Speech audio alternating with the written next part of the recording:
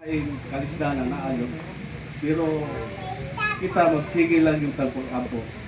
Hindi kita mo kuha sa Ginoo. Amen. Ihatag yun niya ang iyang Amen. bukod sa kasigasi.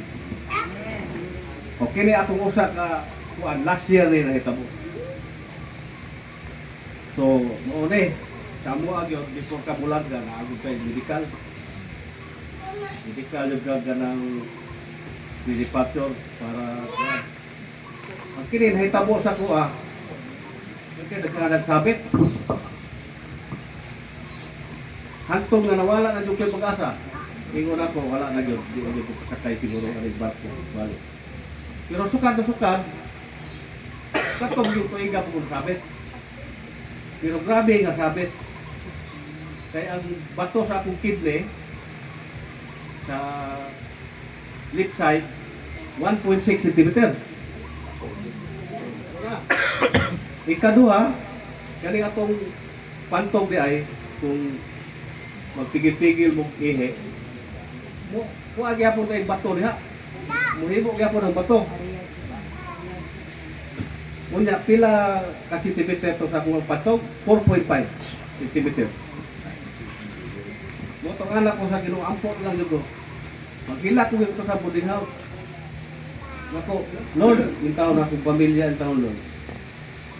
Wala na gyud ko ikuan.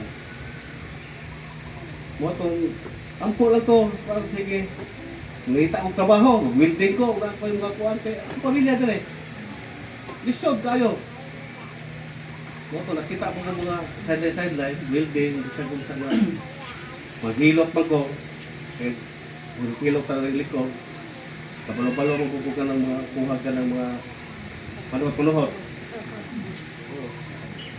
Motong, may usa ka bulan, may duha ka bulan, may tulo ka bulan, may upat ka bulan, hatod uno.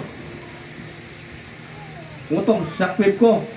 Pero kabalo ba mo sa pabor sa akong Ginoo? Kading atong gisakyan nga barko, membro siya sa kanang amusop. Ug kanang amusop muna siya ay tuan mga ehersisyo sa mga timan nga kung diha ka mo ko-opera libre. Una na kong gihimo ang katong sakwib. November 13 to siya na tira gyud. Moto pag-clear to pa ka December, di ko ng doktor, di po yun pwede.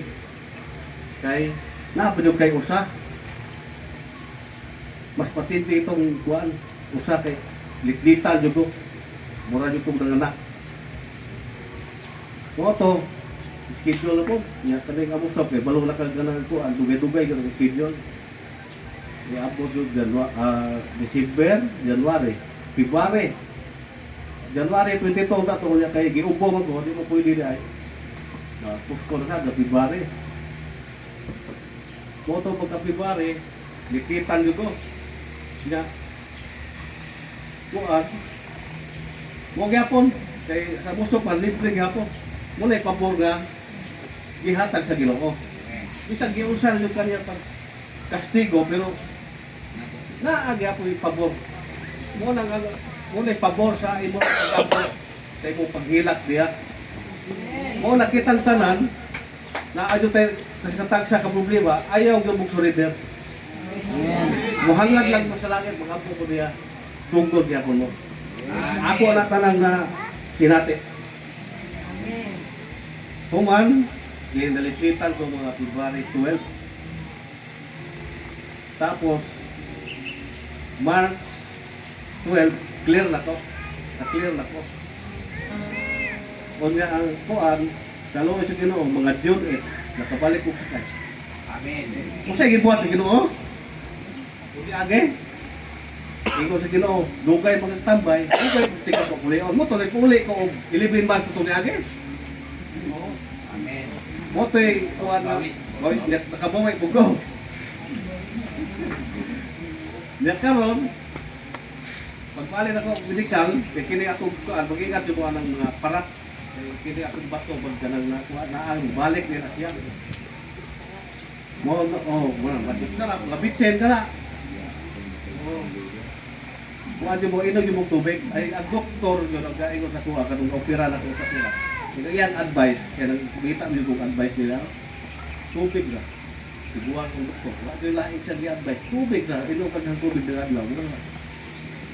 Wato karon, gamay ra kayong bato, point tungo lang, 0.2 millimeter, gamay ra kayo, wala yung buko, puro kasimana ko, ito madungay ko nila.